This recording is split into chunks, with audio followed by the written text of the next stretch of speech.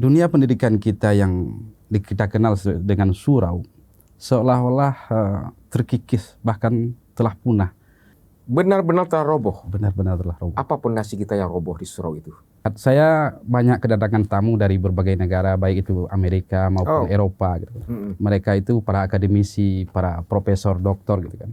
Mereka sangat mengagumi kita punya konsep-konsep yang luar biasa. Ketika kita berbicara tentang kebudayaan kearifan lokal kita hadirkan pembicara dari Eropa. Dan kita bangga dengan itu. Padahal yang lebih tahu tentang diri kita sesungguhnya hanyalah kita. Musuh terbesar bangsa ini adalah rakyatnya sendiri yang tergila-gila dengan budaya asing. Dan mereka berani menumpahkan darah untuk memperjuangkan.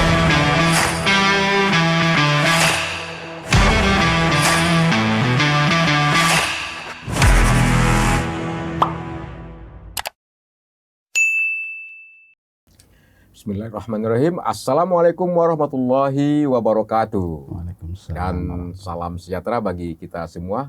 Kembali bersama saya Hidayat di channel Kopi Pahit Hidayat. Kali ini topik kita adalah menyorot fenomena kebanyakan anak-anak kita hari ini atau siapapun juga dia ingin mendapatkan hasil secara instan tanpa melalui proses yang keras, proses yang panjang. Nah, ada apa dengan fenomena yang seperti ini? Benarkah filosofis Minangkabau yang ditradisikan oleh orang-orang tua kita dulu bahwasanya tidak ada sesuatu hal itu yang ujuk-ujuk datang tanpa melalui proses. Bahkan orang kini mengatakan hasil tidak akan pernah mendustai proses. Proses tidak akan pernah mencederai hasil. Nah, kali ini narasumber saya sudah hadir Buya Zuhari Abdullah. Kita sapa. Apa kabar Buya? Assalamualaikum. Waalaikumsalam warahmatullahi wabarakatuh. Alhamdulillah Pak. Nah, Buya Zuhari Abdullah ini memang sosok yang unik. Saya perkenalkan, nanti beliau akan juga menambahkan. Di samping dia praktisi dari silat, juga pengurus dari Ikatan Pencak Silat Indonesia, Sumatera Barat. Beliau juga aktif dan kontinu memberikan pelajaran-pelajaran ataupun pendidikan-pendidikan yang bermakna aktivitas sebuah surau di masa lalu. Seantaro nasional, bahkan nasional. Terakhir kemudian juga di samping itu juga banyak aktivitas beliau yang dilakukan menjadi narasumber di berbagai pertemuan-pertemuan baik di daerah termasuk juga di tingkat nasional. Dan yang uniknya adalah beliau adalah YouTuber juga dengan channel yang bernama Hidayah Minang. Benar Buya ya? Iya. Nah, Buya, saya tertarik mengundang Buya Zuhari dalam konteks apa yang memotivasi dan spirit apa yang mendorong dalam diri Buya untuk terus menyuarakan filsafat Basurau melalui silat begitu. Terima kasih. Silakan. Pak Dayat. Jadi setelah saya pulang kampung tahun 2005, saya melihat generasi muda secara umum seolah-olah kehilangan identitas, kehilangan jati diri, sehingga terombang-ambing di dalam dezuran zaman. Ketika mereka melihat tokoh dari Eropa, mereka ingin jadi orang Eropa. Ketika melihat tokoh dari Tiongkok, mereka ingin jadi orang Tiongkok, dan begitu seterusnya. Padahal mereka punya identitas sendiri yang tak kalah hebatnya dengan kebudayaan-kebudayaan yang lain. Inilah yang membuat, yang melatar belakangi saya untuk mencoba memperjuangkan kebudayaan dan mengembalikan identitas generasi itu sendiri. Oh, seperti apa identitasnya itu? Dan dikembalikan dari mana nih, Bu ya? Jadi setelah Perang Dunia Kedua, seolah-olah penjajahan itu berganti dengan gaya hegemoni, penjajahan pemikiran. Dan itu lebih cepat dirasuki melalui dunia pendidikan. Jadi dunia pendidikan kita yang kita kenal dengan surau, seolah-olah terkikis, bahkan telah punah. A.A. Nafis telah pernah menulis cerita yang berjudul tentang robohnya surau kami. Dan itu beliau tulis tahun 1955 pertama kali diterbitkan. Arti fenomenanya sudah ada ketika itu. Ketika itu. Dan sekarang benar-benar telah roboh.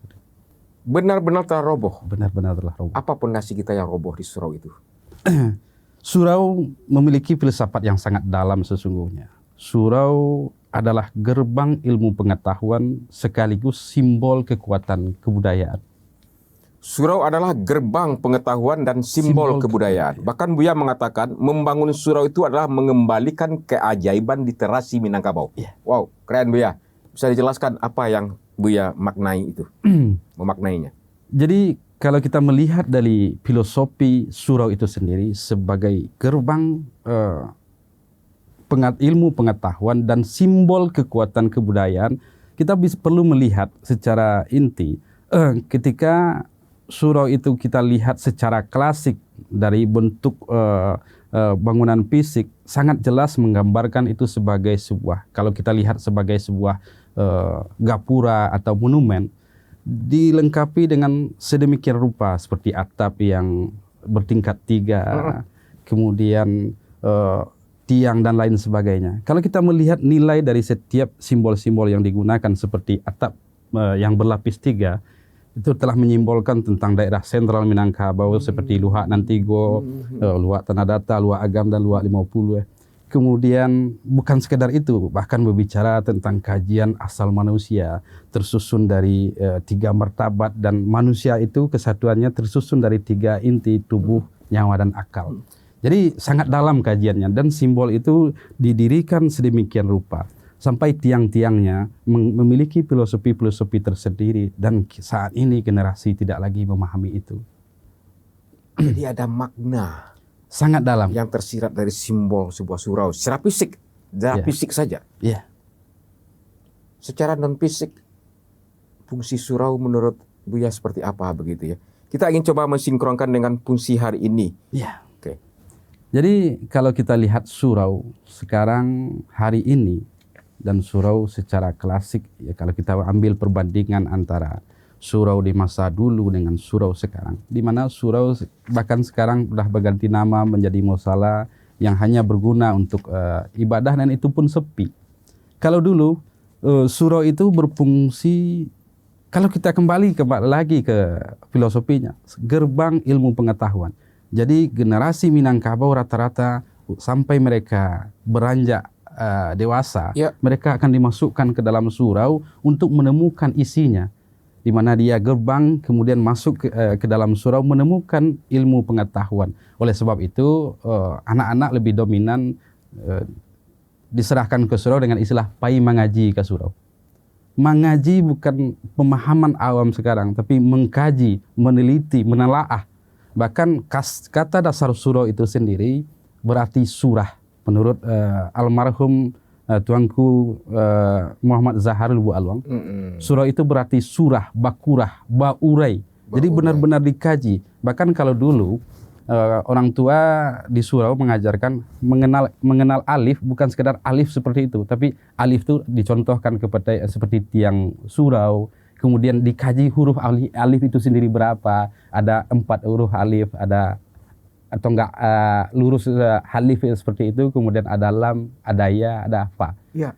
Berarti bacaannya alif, dan setiap huruf itu punya arti. Begitulah mengkajinya di surau zaman dahulu, sehingga pola pikir generasi dahulu benar-benar dihasilkan dari kajian yang mendalam. Pondasi yang kuat ya. Dari sanalah akhirnya kalau kita melihat tokoh-tokoh di zaman dahulu, bahkan di dalam disertasinya Muhtar Naim, beliau menjelaskan kerajaan besar di Madila itu didirikan oleh Raja Sulaiman yang merupakan putra Minangkabau, dan itu terjadi pada abad. Saya coba mengkomparasikannya dengan kondisi hari ini, Bu ya. Yeah. Kita dulu, jadi memang ada fenomena ketika ada kegiatan yang bertaraf nasional, kita menghadirkan tokoh-tokoh hebat dari Jakarta. Saya coba mencermati pembukaan pertama itu adalah Sumatera Barat yang saya kenal adalah pendiri bangsa ini, ada founding father, tokoh-tokoh cendekiawan intelektual. Disebutlah Natsir, Hatta, M. Yamin, Tan Malaka, Syahrir, dan yang lain seperti itu. Tapi bagi saya itu satir. Iya. Itu dulu. Iya. Ternyata terungkap dari katakan Buya, mereka punya landasan berpikir yang kuat. Iya. Esensial berpikirnya berbasiskan filsafat. Iya. Ya. Nah, hari ini tokoh-tokoh Sumatera Barat yang bergaung bergemah di tingkat nasional dan internasional, saya pikir tidak disebut-sebut sehebat yang dulu begitu. Ada pergeseran dah, Pak Buya. Iya. Jangan-jangan ini yang hilang akarnya. Bagaimana Buya pendapatnya? Iya, jadi sebenarnya karena berhasilnya penjajahan hegemoni yang mencuci pemikiran bahwa pendidikan kita itu tidak ada apa-apanya dan kita selalu mencontoh ke barat gitu kan. Kalau kita coba melihat, saya banyak kedatangan tamu dari berbagai negara, baik itu Amerika maupun Eropa gitu. Mereka itu para akademisi, para profesor, doktor gitu kan. Mereka sangat mengagumi kita punya konsep-konsep yang luar biasa, baik itu di sisi sile, baik itu dari sisi filsafat kehidupan sendiri. Bahkan yang terakhir ada yang datang dari Amerika, beliau seorang akademisi di bidang filosofi. Bahkan beliau kaget. Saya tidak membayangkan akan mendapat penjelasan seluas ini. Ini melebihi jauh dari ekspektasi yang saya bayangkan. Itu pengakuannya gitu. Begitu juga di dalam bela diri, kita punya filsafat-filsafat yang sangat mendalam. Jadi sile itu lahir merupakan kreativitas, apresiasi dari karakter kepribadian Minangkabau. Saya melahirkan filsafatnya, sile adalah himpunan pengetahuan yang dirumuskan, diwujudkan dalam gerak langkah sebagai bayangan kepribadian. Jadi sile itu adalah gambaran orang Pendaika, gambaran orang Minangkabau yang berarti pandayaka, cadik pandai, arif bijaksana.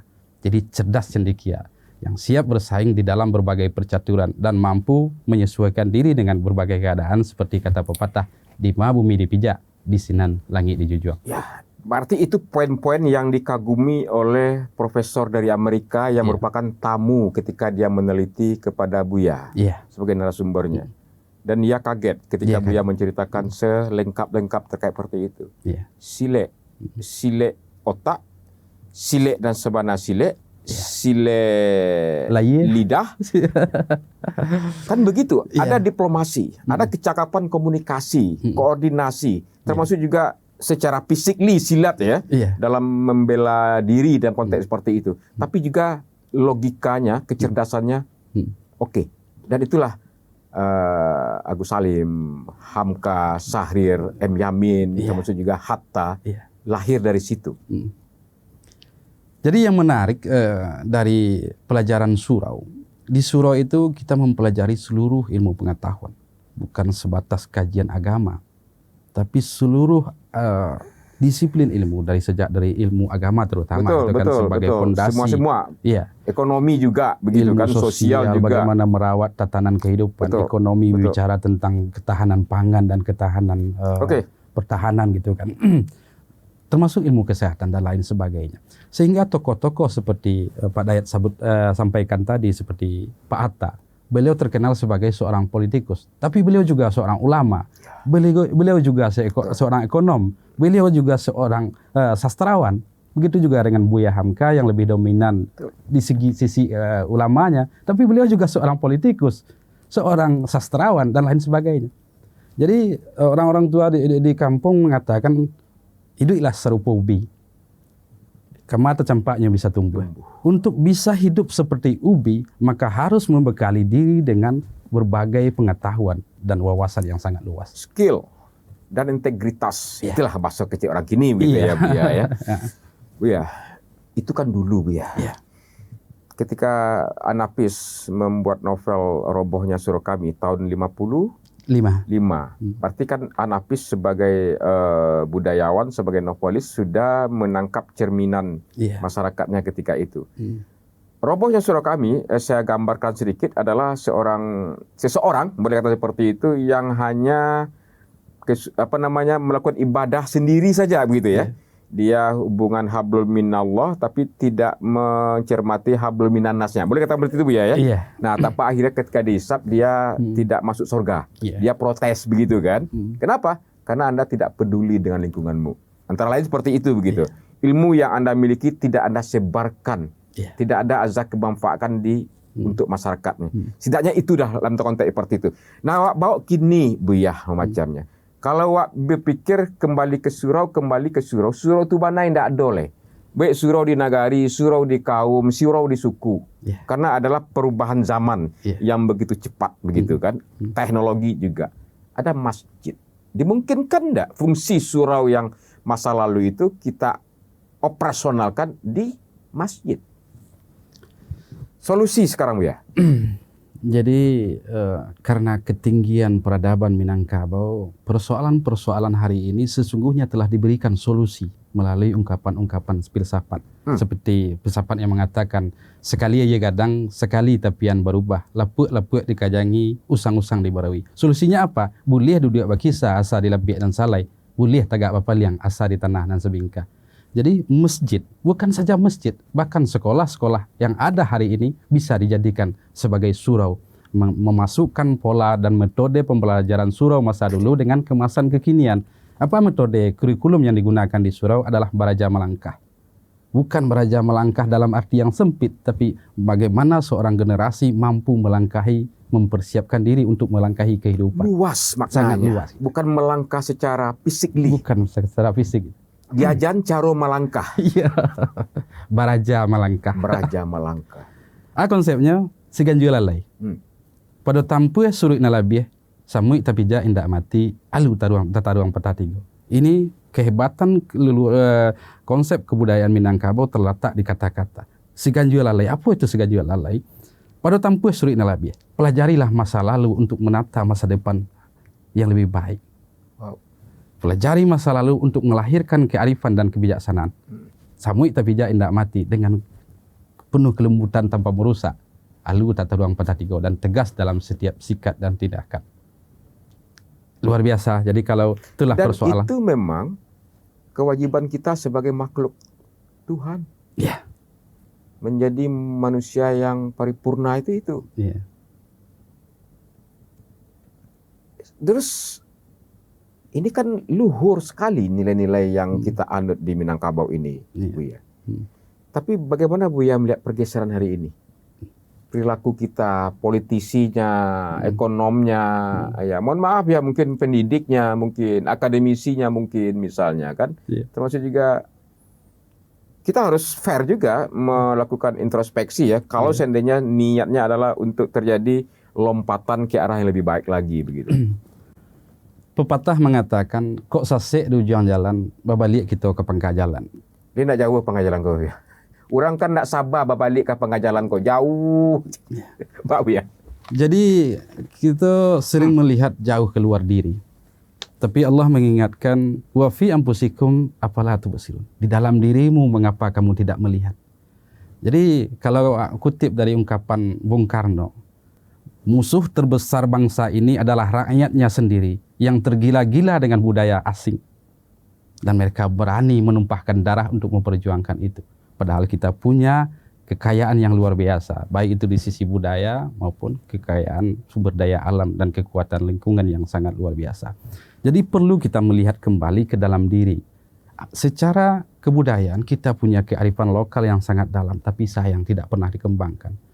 Kampus-kampus seperti kampus-kampus di Sumatera Barat khususnya seperti UNAN, ada Fakultas Ilmu Budaya. Tapi tidak pernah mempelajari budaya secara utuh dan mendalam. Bagaimana kita akan berbicara tentang kearifan lokal? Kita tidak punya ahlinya, kita tidak punya akademisinya. Dan kalaupun ada, mereka hanya melakukan penelitian sebulan, 2 bulan. Dan mereka sudah berani berbicara segala macam. Para kepala-kepala daerah memakai visi misi adat Basandi Sarak ya, visi untuk calon pilkada. Iya. Ya. Tapi pasti sampai ada pertama itu. Iya. Tapi sampai hari ini belum seorang pun yang bisa benar-benar mampu menjabarkan apa itu adat Basandi Sarak Basandi Kitabullah. Apalagi kalau kita lanjutkan, Sarak mengatur adat memakai. Sarak dan adat ibarat tubuh je nyawa. Adat adalah nyawa tubuh, sarak merupakan nyawa. Jadi ketika kita tidak melakukan penjemputan ke pangkal, maka itu akan sangat sulit untuk kita wujudkan. Pelajarilah siapa diri kita yang sesungguhnya. Sehingga kita akan menemukan kembali generasi-generasi yang punya jati diri, yang punya karakter. Bukan sebatas jadi follower, pengikut. Ya. Atau Jangan pecundang. hanya sebatas follower. Tapi harus menjadi minimal menjadi fighter, para petarung. Diharapkan menjadi leader, para pemimpin yang sesungguhnya. Dan bangga dengan identitas diri mereka sendiri. Petarung. Bahkan di atasnya, jadilah seorang perintis. Kalau kita kan sekarang dunia pendidikan kita hanya melahirkan follower, pengikut. Apa kata orang barat, kita akan membicarakan itu. Ya paling banter hanya menjadi operator, jadi pekerja. Gitu. Dipasangkan pakaian yang indah, mereka diberikan jabatan yang tinggi sebagai direktur, tapi diatur oleh kekuasaan yang lebih tinggi di atasnya. Inilah kekuatan penjajahan hegemoni yang sangat kita khawatirkan. Dan itu benar-benar terjadi hari ini. Konsep New Order, konspirasi, persekongkolan jahat yang disusun, dan memang dapat kita lihat bagaimana bangsa, negara-negara di dunia ini hanyalah sebagai kepala daerahnya kepala negaranya hanya seperti boneka gitu. Diatur. Apakah kita tak pernah mencoba menyadari hal ini gitu. Nah, masuk politik juga ya.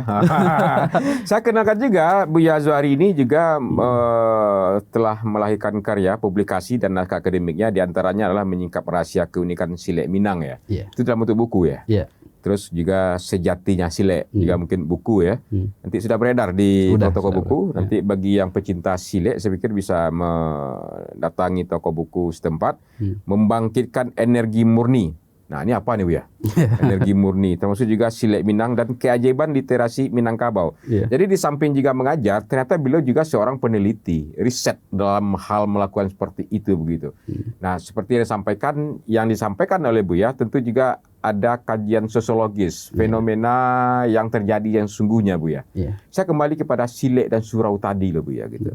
Tadi sudah sampaikan nilai-nilai ajar baguru, belajar, termasuk juga belajar dengan banyak aspek kehidupan di sana. Sehingganya menjadi manusia yang paripurna, ibarat ubi. Di campaan kama pun juga tumbuh begitu. Hari ini gimana Buya melihat? Ya, SDM kita. Kalau kita coba melihat meruntut sedikit ke belakang. Ya. Tahun 70-an, 80-an, ketika itu tidak terlalu banyak sarjana, mungkin hanya bisa dihitung jari. Betul. Harga dolar cuma Rp1.000.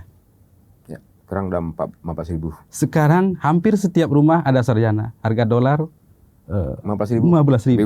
Pertanian seperti itu. Dulu 1 hektar di tahun 90-an, 1 hektar itu kita bisa menghasilkan sampai 5 ton.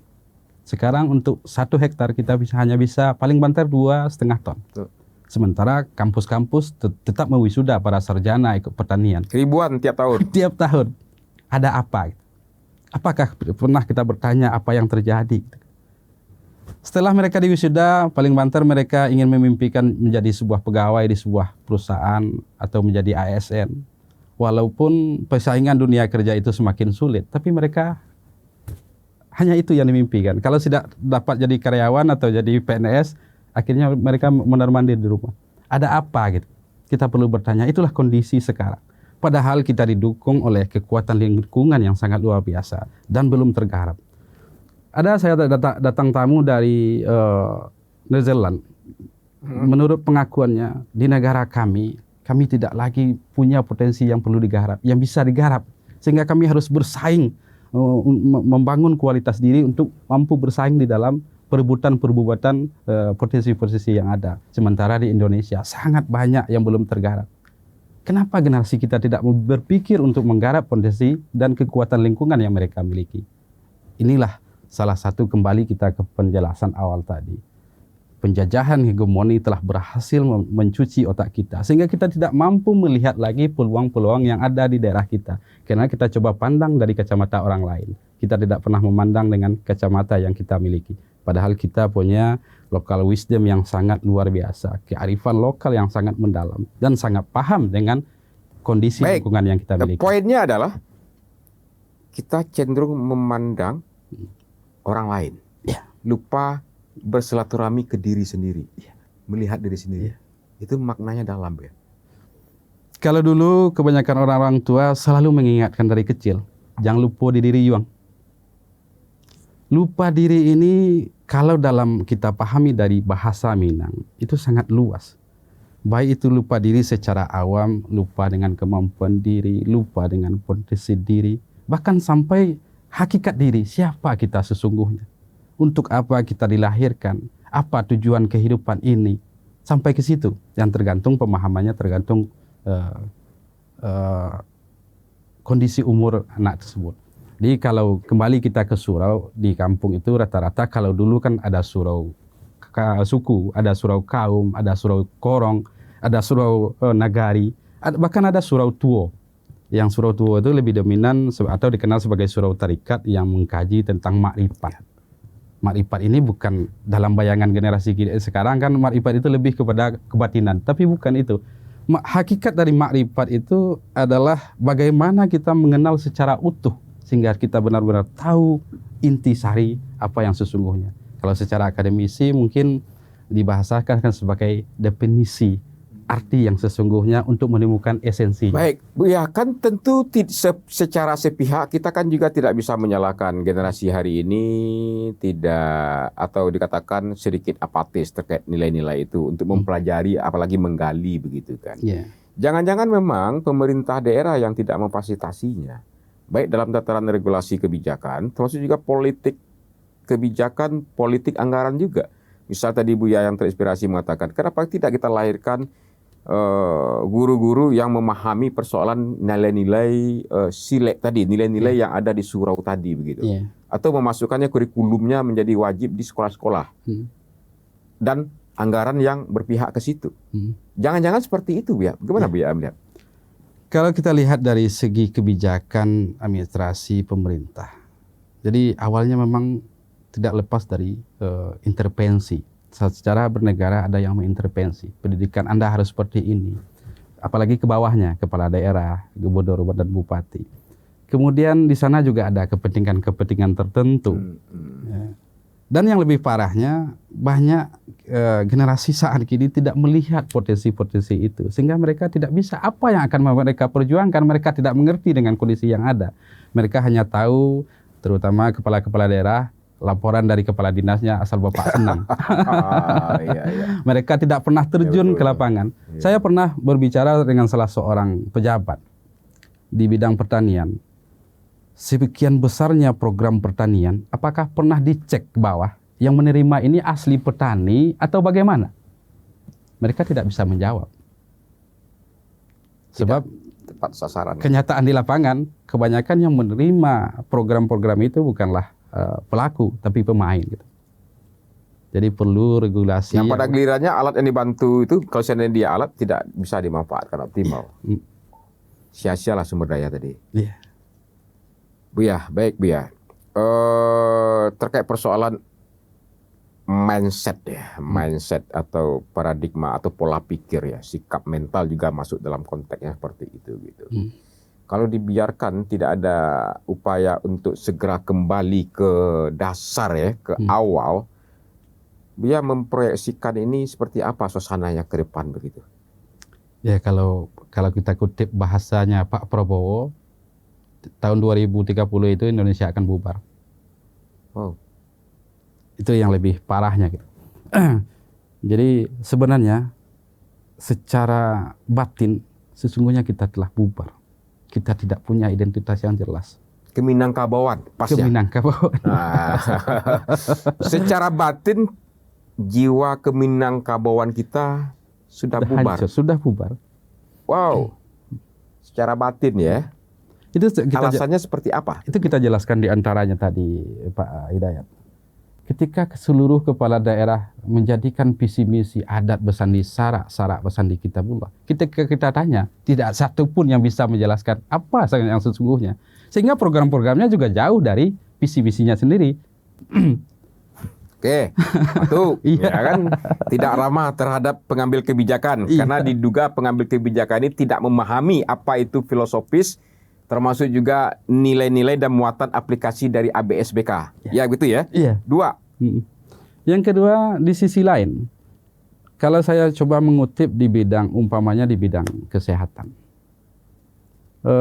Di awal-awal COVID, saya mengangkat tema bahwa COVID adalah peluang kebangkitan kearifan lokal. Apakah kita pernah melihat kearifan lokal tentang dunia kesehatan? Apakah pemerintah membuat program ke arah itu di daerah terutama? Kita tidak menemukan, sehingga sangat jauh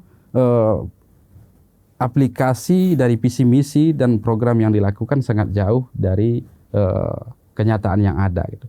Termasuk di bidang yang lain. Bidang kesehatan tadi ya. Iya. Dan itu berasal dari spirit Basile tadi ya. Basile. Seperti apa mungkin yang Buya geluti di bidang kesehatan yang berkearifan lokal itu maksudnya apa? Di segala sisi. Jadi pernah saya diundang sebagai narasumber di dalam sebuah acara yang diadakan di organisasi koperasi, yang pembicara waktu itu ada beberapa profesor, beberapa akademisi. Saya menjelaskan bahwa konsep kesehatan itu adalah tentang keseimbangan. Seperti apa yang Pak Dayat baca tadi, membangkit energi murni. Bagaimana kita mencoba membangun energi di dalam diri melalui pemahaman tentang keseimbangan. Dan rata-rata para peneliti dunia kesehatan juga telah mulai mengakui bahwa sesungguhnya obat dan kesehatan itu berawal dari diri. Tapi kita tidak pernah mengkaji itu. Dan leluhur kita telah menjelaskan semuanya. Di Silik juga diajarkan tentang ilmu saraf yang biasa dikenal dengan istilah sajangka dua jari. 6.600 titik saraf itu diajarkan di dalam Silik. Kalau di dalam istilah ilmu kebatinan dikenal dengan ilmu gayuang. Walaupun sedikit ditekan saraf tertentu, seseorang bisa tidak bergerak. Gitu. Itu bukan sihir, tapi adalah kajian yang mendalam tentang struktur tubuh. Kemudian termasuk obat-obatan. Kita yang didukung dengan alam yang sangat kaya raya ini menyediakan rempah sebagai herbal-herbal yang sangat berguna. Tapi kita tidak pernah menggunakannya itu. Ya, Buya Zuari ini juga seorang peracik rempah dan juga chief masakan gitu. Waduh, banyak sesungguhnya kepandaiannya istilahnya begitu kan. Maksudnya mungkin meracik rempah untuk kesehatan ini bisa digambarkan lebih konkret, Buya. Ada salah seorang akademisi pernah datang dari Jakarta menanyakan tentang konsep meracik obat leluhur Minangkabau. Leluhur Minangkabau menggunakan ukuran tubuh, sepaci, segenggam, sarueh jari. Jadi beberapa tahun terakhir saya juga bergerak di bidang usaha aksiri. Dari sana saya mulai memahami bahwa ukuran orang leluhur kita ini sangat luar biasa, di mana seperti serai umpamanya. Serai. Iya. Kita dapat aksirinya itu kandungannya itu 0,1%, paling tinggi 1%. Jadi kalau kita ambil ukurannya seruas jari untuk satu obat, dosisnya sangat luar biasa. Tapi sayang para akademisi kita tidak pernah meneliti ke arah itu. Mereka punya labor, punya fasilitas dan lain sebagainya, tidak pernah meneliti itu karena mereka tidak yakin dengan kemampuan mereka sendiri. Dan bahkan yang lebih parahnya mereka mencemoohkan. Itu nggak teruji. Saya pernah menantang para profesor. Wow. Ketika mereka mengatakan obat-obat itu tidak teruji secara klinis, saya mengatakan Anda ini munafik. Kita sering mengatakan itu tidak teruji secara klinis. Sampai hari ini, jangankan kita bicara obat terlalu dalam, kita bicara masakan. Randang yang mencampurkan, kalau sepanjang penelitian saya, lebih dari 33 jenis rempah yang dicampurkan ke dalam rendang dan diakui sebagai masakan terlezat. Apakah telah pernah ada yang menggantikan racikan itu sampai hari ini? Kita hanya menerima dari leluhur kita. Kalau memang belum teruji klinis, kenapa Anda memakannya? Ya, munafik Anda. Iya kan? Iya. Jadi sering kita terjebak oleh ungkapan-ungkapan. Ini Pak Buya ini aset sungguhnya nih. Sayang kalau tidak dikelola ini kan, dikonsolidasikan. Ya silat, ya juga peneliti, juga penulis, termasuk juga chief, termasuk juga peracik bumbu begitu kan. Ada ketika salah seorang chef dari Eropa diundang untuk memasak rendang. Kemudian teman mengirim daftar bumbunya kepada saya. Dia bertanya, iya kok bumbu rendang kau ya? Kemudian Ambo menjawab, itu bumbu gulai cubi itu siapa? Kita lebih percaya dengan orang Eropa tentang masakan kita daripada kita sendiri. Dan itu dibayar mahal. Itulah yang terjadi. Ketika kita berbicara tentang kebudayaan kearifan lokal kita hadirkan pembicara dari Eropa. Dan kita bangga dengan itu. Padahal yang lebih tahu tentang diri kita sesungguhnya hanyalah kita. Kita mulai tidak confident, tidak percaya diri dengan kekuatan dan potensi kita. Ya. Ini penyakit apa ini? Ya. Itulah yang disampaikan Bung Karno. Kehancuran bangsa ini disebabkan oleh rakyatnya sendiri yang tergila-gila dengan kebudayaan luar. Pak Karno menyampaikan itu di tahun. Ya, berarti sudah menangkap juga gejala dan potretnya seperti itu. Ya. Wow. Dan data juga mengatakan, kemarin saya juga observasi ke Rumah Sakit Jiwa HB Saanin Padang, Bu ya. Jadi memang ada peningkatan orang dalam gangguan kejiwaan ya. Ini kan bahasa kalau seandainya agak gilo, bisa kena boleh ke bahasa itu, ODGJ. Jadi memang rata-rata yang menjadi pemicunya adalah ekonomi. Ekonomi itu antara lain juga terkait persoalan tidak cocoknya antara kekuatan dan harapan. Tak bersobok dinyo, dia maunya mobilnya rancak, tapi potensi dan kekuatannya tidak sampai. Sehingga ingin jalan pintas begitu. Itu yang banyak buat stres. Karena budaya luar, tidak tahu jadi diri tadi ya, plus. Jadi menarik kepada Pak Hidayat. Jadi ada baru-baru ini, minggu yang lalu, salah seorang akademisi menelpon saya tentang politik praktis. Jadi bagaimana solusinya, Bu ya? Kemudian saya menjawab, politik praktis itu adalah warisan dari leluhur kita. Orang-orang Minang itu praktis. Tapi bedanya persoalannya dulu dengan sekarang. Dulu praktis karena mereka memahami situasi dan kondisi. Sehingga lahir ungkapan pucuk sinyali-nyali riteh, pucuk surian mudo-mudo. Dilangi orang lalu linteh, awak di balik itu pulau. Praktis itu lahir karena mereka sangat memahami situasi dan kondisi. Sementara hari ini generasi sekarang mau praktis, tapi mereka jangankan memahami apa yang di luar mereka, memahami diri mereka, mereka tidak pernah. Itu bedanya. Saya terinspirasi tokoh-tokoh pergerakan politik Sumatera Barat. Itu toleransinya luar biasa. Bahkan nasionalis hidup, Masumi bisa hidup, ya kan? Termasuk juga aliran sosialis, Tan Malaka misal seperti itu ya, yang sosialis, nasionalis, yang religius, tumbuh di Sumatera Barat begitu, dan itu selaras dengan yang Buya katakan. Tapi mereka bukan asal memilih saja dia, tapi berdasarkan pengetahuan, kajian, dan informasi yang lengkap begitu ya. Tadi Pak, Langi, Pak tadi. Dilangi orang lalu linteh, awak di balik itu pun. Tuh bayangan tuh. Tak kira ikan dalam air lah tentu jantan betina. Nah, kalau negatif kan baru aku jangan air waktu itu kan. Tapi itu dalam dunia pergerakan itu strategi. Iya. Ya kan, balinte-linte orang nanti langi, awak di balik itu. Di dalam Sile diajarkan salah satu filosofi yang sangat luar biasa menurut saya gitu. Umpamanya kita terkunci oleh lawan. Kalau petuahnya untuk menyelesaikan membuka kunci atau melepaskan diri dari tekanan lawan di dalam sebuah pertarungan. Agih kanan di orang nak dapet nan teragak Jawa. Agih nan teragak di orang nak dapet nan teragak Jawa. Di dalam aplikasinya di dalam teknik Sile untuk membuka kunci maka ikutilah pergerakan lawan. Maka lawan akan jatuh dengan sendirinya. Di dalam kehidupan, maka ketika kita mengikuti kebutuhan, umpamanya contohnya di bidang ekonomi, ketika kita melihat peluang pasar, kita memberikan kebutuhan pasar, maka dagangan kita akan laku. Itu dia. Buya, saya tertarik dengan kata-kata yang Buya tulis, ya mungkin di buku Buya ya. Mengatakan adalah keajaiban literasi Minangkabau, kelengkapan peradaban merawat kehidupan. Itu filosofi Sile yang Buya ingin sampaikan. Silat, warisan ilmu pengetahuan, senjata meraih kemakmuran. Nan basile di ujung lidah, nan malangkah di pangkah kari, nan bamain di mato padang, nan tahu jo gelek kato habi, nan tahu jo garak kato putih, nan tahu jo gayong kato sampai. Apa nih maksudnya, Bu? Jadi pertanyaan yang luar biasa, Pak Dayat. Jadi ketika kembali kita ke surau. Surau sebagai sarana pendidikan, gerbang ilmu pengetahuan, dan melahirkan para pendekar. Siapa yang dikatakan pandeka adalah mereka yang pandai akal, cerdik pandai, cerdas cendekia.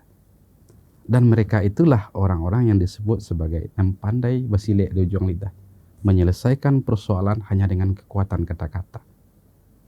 Tanpa untuk menguasai sebuah wilayah, tidak perlu menggunakan pertumpahan darah dan kekerasan. Betul. Hanya dengan kekuatan kata-kata. Sampai hari ini kita masih melihat walaupun sedikit perantau-perantau Minangkabau yang punya basic ilmu pendidikan surau, minimal mereka jadi lurah di daerah orang. Jadi Pak RT gitu. Itu yang punya basic pendidikan surau. Apa yang membuat itu? Kearifan mereka tadi. Yang pandai melangkah di ujung kari. Nambah main di Matau Padang. Mereka sangat lihai dalam melihat situasi dan kondisi tanpa merugikan orang lain. Lama di awak, ketujuh di orang. Awak mendapat orang tak kehilangan. Jangan kalama di awak saja. Iya, dia cedik buruk dah. Cedik buruk nama tu. Jangan kalama di awak saja. Walaupun awak sedang berkuasa. Itu kan.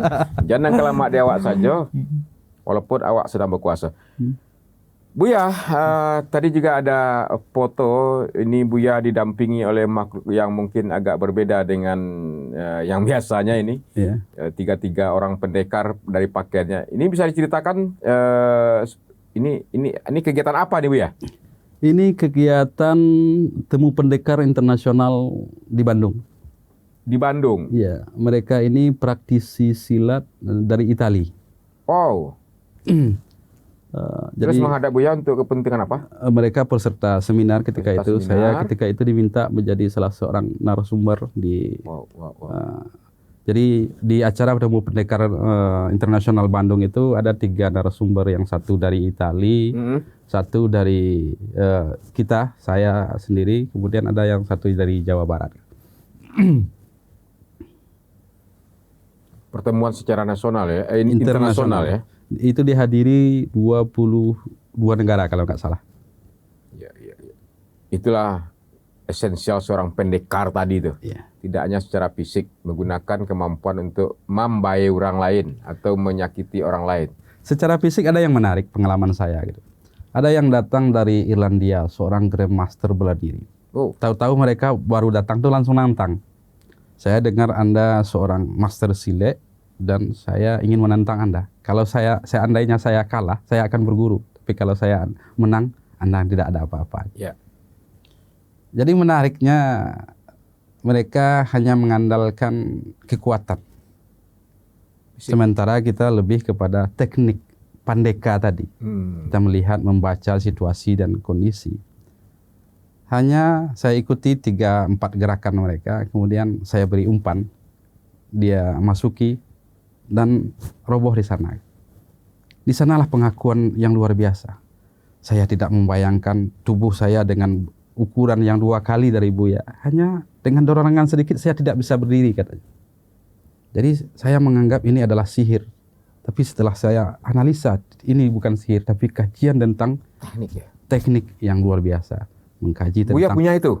Bukan punya itu. Tapi sesungguhnya leluhur kita telah mewariskan kajian yang sangat lengkap. Wow. Cuman sayang kita tidak pernah mengembangkannya. Wow.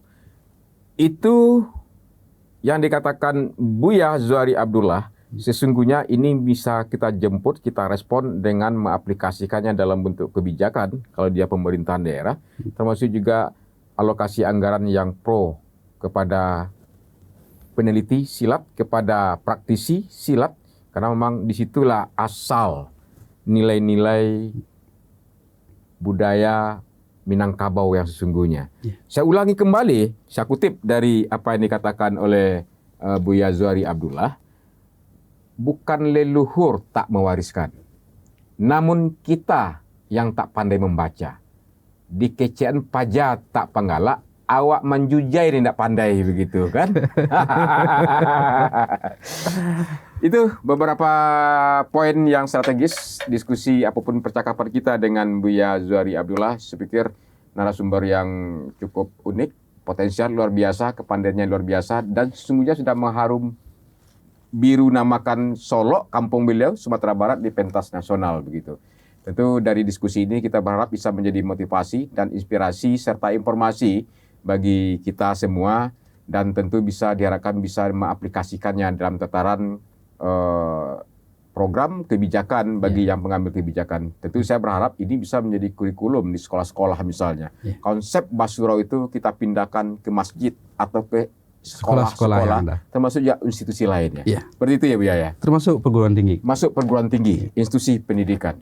Saatnya kita mengidentifikasi dari mana asal kita sebagai warga Minangkabau atau Sumatera Barat. Betul nggak? Iya. Pemajuan kebudayaan adalah kekuatan kita untuk kedaulatan bangsa. Baik, kita undang nanti Bu Yani untuk menyempurnakan ranperda pemajuan kebudayaan yang sedang dibahas bersama Komisi 5 DPRD Provinsi Sumatera Barat. Buya, sekali lagi terima kasih Buya. Kami berharap berdoa Buya beserta keluarga selalu sehat walafiat. Amin. Dan terus tidak malas, tidak menyerah, berhenti berikhtiar untuk banyak orang. Insya Allah, Pak. Pitu orang tua yang terakhir kalah menang dek biasa putih hasil nanjar. Nah, itu dalam sekali maknanya. Demikian bincang kita. Wabillahi taufiq wa hidayah. Wassalamualaikum warahmatullahi wabarakatuh. Waalaikumsalam warahmatullahi wabarakatuh.